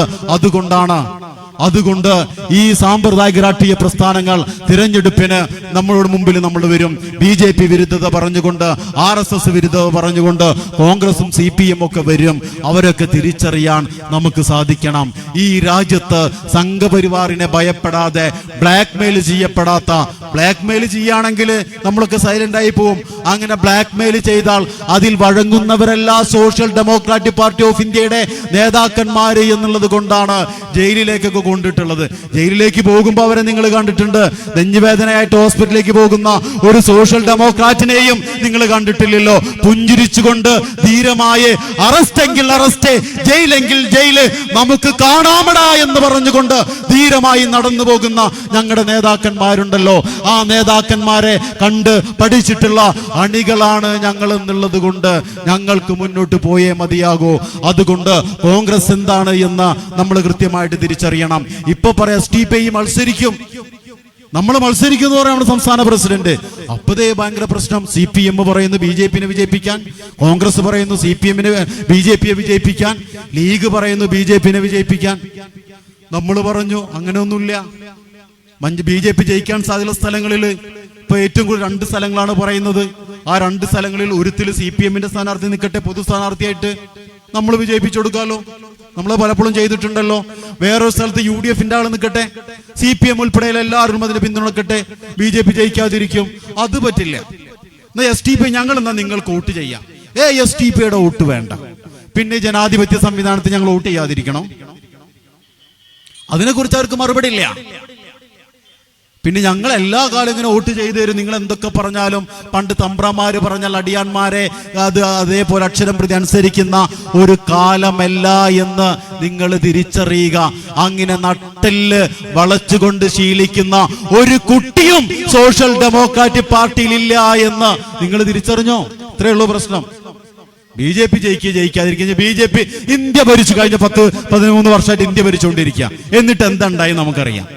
ഇനിയിപ്പോ കേരളം ഭരിച്ചാൽ എന്താ വരാൻ പോവാ? ഇപ്പൊ റോട്ടിലൊക്കെ പാമ്പുണ്ടാവും. നമ്മുടെ നടവഴികളില്, ഇടവഴികളില്, വീടിന്റെ പറമ്പിലൊക്കെ പാമ്പുണ്ടാവും എന്ന് വിചാരിച്ചിട്ട് നമ്മൾ രാവിലെ ജോലിക്ക് പോകുമ്പോൾ പാന്റും ഷർട്ടൊക്കെ ഇട്ടിട്ട് ഉഷാറായിട്ട് പോകുമ്പോൾ ഒരു വടി പിടിച്ചിട്ട് ആരെങ്കിലും നടക്കോ? പാമ്പുണ്ടെങ്കിൽ തല്ലിക്കൊല്ലാനാന്ന് പറഞ്ഞിട്ട് ഒരാളും അങ്ങനെ നടക്കാറില്ല.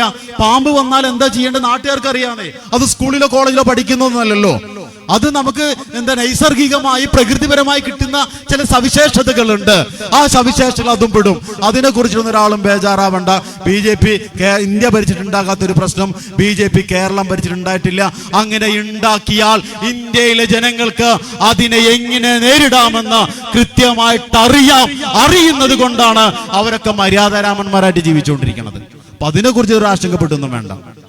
നിങ്ങൾക്കതിന് കഴിയില്ലെങ്കിൽ ഞങ്ങൾ മാറി നിൽക്കുന്നു എന്ന് പറഞ്ഞോ. കഴിയുന്ന ആൺകുട്ടികളോട് ഒരുപാടുണ്ടെന്നേ. ഓരതൊക്കെ വളരെ ഭംഗിയായിട്ട് വളരെ മനോഹരമായ ഒരു കവിത ആലപിക്കുന്നത് പോലെ അവരത് ആലപിച്ചോളൂ. പിന്നെ ഈ ഫാസിസം ഞാൻ അവസാനിപ്പിക്കുകയാണ്. ഈ ഫാസിസം എല്ലാ കാലത്തും ഇങ്ങനെ നിലനിൽക്കില്ലെന്നേ. ചരിത്രത്തിലാണ് നിലനിന്നിട്ടില്ല. ഇതിനേക്കാളൊക്കെ വലിയ ആളുകളായിരുന്നല്ലോ. ആയുധങ്ങൾ, സൈന്യങ്ങൾ എല്ലാവരെയും കൊണ്ട് ലോകത്തെ കിടുകിട വിറപ്പിച്ച ഹിറ്റ്ലർ. എത്രയോ ആളുകളെ കൊന്നൊടുക്കിയ ഭീകരനായിട്ട് ഇന്നും പറയുന്ന, ഒരു ദാക്ഷിണ്യം പോലും ഇല്ലാത്ത, ശവശരീരം മുറിച്ചിട്ട് അതുകൊണ്ട് പിന്നെ മീനുകൾക്ക് എര പിടിച്ചിരുന്ന, ചൂണ്ടയിട്ടിരുന്ന അത്രയും ക്രൂരനായ മനുഷ്യൻ. ആ ക്രൂരനായ മനുഷ്യൻ എങ്ങനെയാണ് ഒടുങ്ങിയത് എന്ന ചരിത്രം ഒന്ന് ഈ ഏകാധിപതികളായിട്ടുള്ള ആളുകളും അവരെ സപ്പോർട്ട് ചെയ്യുന്ന ആളുകളും ഒന്ന് തിരിച്ചറിയുക. ബെർലിനിലെ ഒരു ബങ്കറിൽ ഒളിച്ചിരുന്ന് സ്വന്തം കയ്യിലുള്ള പിസ്റ്റൾ ഉപയോഗിച്ചുകൊണ്ടാണ് ഹിറ്റ്ലർക്ക് ജീവൻ ഒടുക്കേണ്ടി വന്നത്. പുറത്തേക്കിറങ്ങിയാൽ ജനങ്ങൾ നേരിടും. ആ ജനങ്ങളെ ഭയപ്പെട്ടിട്ട് സ്വന്തം പിസ്റ്റൾ ഉപയോഗിച്ച് ആത്മഹത്യ ചെയ്യേണ്ടി വന്നു. എങ്കിൽ ലോകത്ത് കിടുകിടാ വിറപ്പിച്ചിരുന്ന ആയുധത്തിന്റെ ബലം കൊണ്ട്, ആൾബലം കൊണ്ട് ജനങ്ങളെ വിറപ്പിച്ചിരുന്ന, രാജ്യങ്ങളെ വിറപ്പിച്ചിരുന്ന മുസോളിനി ഉണ്ടല്ലോ.